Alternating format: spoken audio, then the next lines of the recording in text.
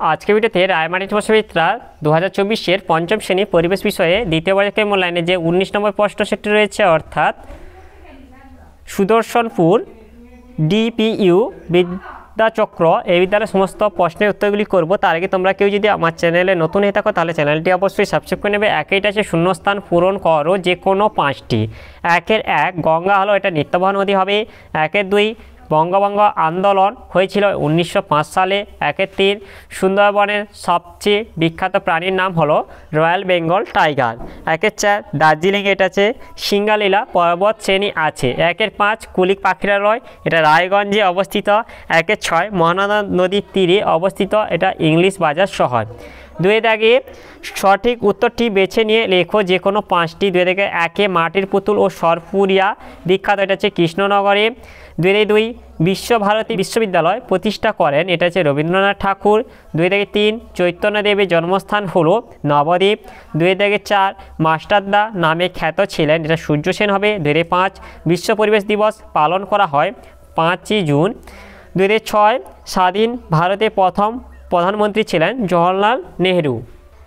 এরপর 4 আছে নিচের প্রশ্ন, 4 এটা হবে না, এটা 3 হবে।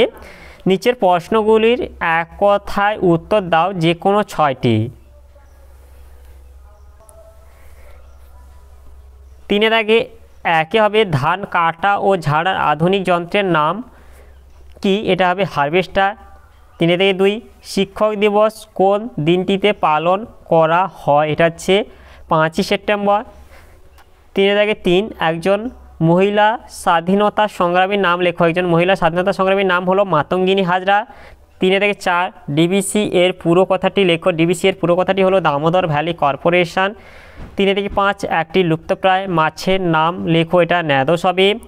3-6 কোথাকার চা পৃথিবী বিখ্যাত, এটা দার্জিলিং হবে। 3-7 প্লেগ রোগীদের কে সেবা করেছিলেন, প্লেগ রোগীদের ভগিনী নিবেদিতা সেবা করেছিলেন। এরপর এটা 4 হবে। 4 হচ্ছে নিম্নলিখিত প্রশ্নগুলির উত্তর দাও যে কোনো 2টি। 4 হচ্ছে ধাপ চাষ কাকে বলে।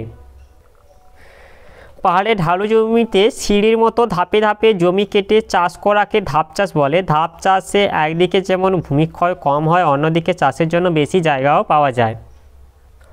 এরপরে 4 হচ্ছে ঘুনি কি, এর উত্তরটি হলো বর্ষাকালে মাছ ধরার জন্য স্রোতের মুখে বাঁশের শলা দিয়ে তৈরি যে বিশেষ খাঁচা বসানো হয় তাকে ঘুনি বলে।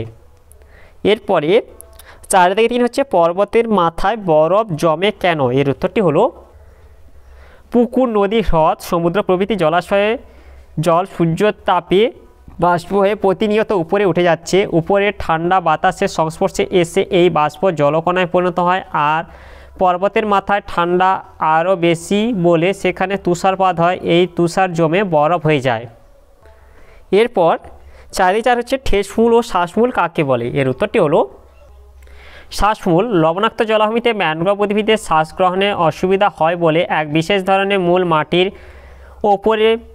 ওপর বেরিয়ে আসে বাতাস থেকে অক্সিজেন গ্রহণ করার জন্য, এগুলিকে শ্বাসমূল বলা হয়। যেমন হচ্ছে সুন্দরী, গরান, গেওয়া প্রভৃতি ম্যানগ্রোভ জাতীয় গাছগুলিতে শ্বাসমূল দেখা যায়। ঠেসমূল নরম কাদামাটিতে জোয়ার ভাটার জলপ্রবাহ সহ্য করে যাতে সোজাভাবে দাঁড়িয়ে থাকতে পারে তার জন্য যে মূল দেখা যায় তাকে ঠেসমূল বলে। উদাহরণ ম্যানগ্রোভ অরণ্যের গাছগুলিতে এইরূপ ঠেসমূল দেখা যায়। আজকের ভিডিওতে তাহলে পঞ্চম শ্রেণী পরিবেশ বিষয় যে 19 সুদর্শনপুর ডিপিইউ বিদ্যাচক্র এই বিদ্যালয়ের সমস্ত প্রশ্নের উত্তরগুলি শেষ করলাম। আর তোমরা কেউ যদি আমার চ্যানেলটা এখনও সাবস্ক্রাইব করে রাখোনি তাহলে চ্যানেলটা অবশ্যই সাবস্ক্রাইব করে নেবে। ভিডিওটি ভালো লাগলে ভিডিওটিকে লাইক, কমেন্ট ও শেয়ার করতে ভুলবে না।